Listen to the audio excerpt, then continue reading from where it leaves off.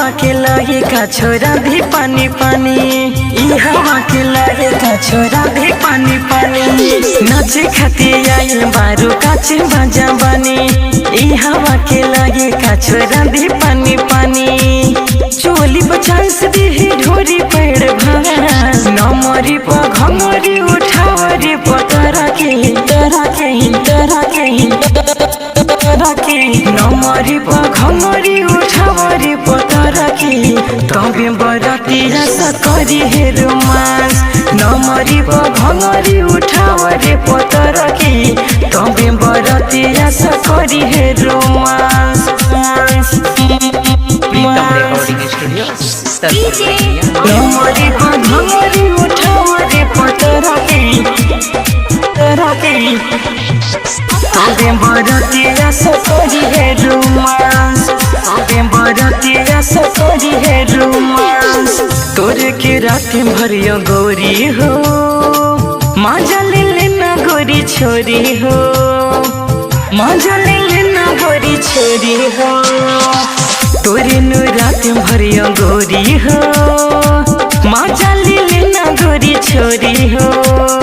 बार हो खा खाइले अगुताइले हो में ठुसी, उठावा के लाली रानी आज सुन चुसी। लेजर लाइट बारी धासी हो में बास, नमरी पा घमरी उठावरी पतरा के तरा के तरा के तरा के, नमरी पा घमरी उठावरी पतरा के। तबे बरतिया सकरी हे रोमांस, नमरी पा घमरी उठावरी पतरा के। तबे बरतिया सकरी हे रोमांस। नमरी पा घमरी उठावरी पतरा के,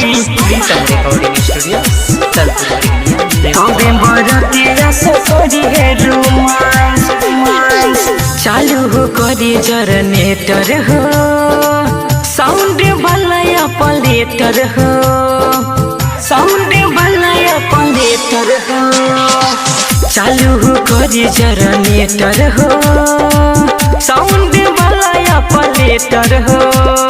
राइटर विकांत धरी कोहरा में कसके, देखे जाके परी मुन्ना रहा जाके हंसके।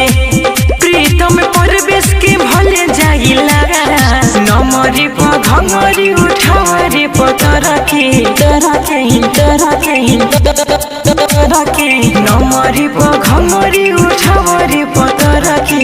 तबे बरतिया सकरी हे रोमांस, नमरी पर घमरी उठावरी पतरा के।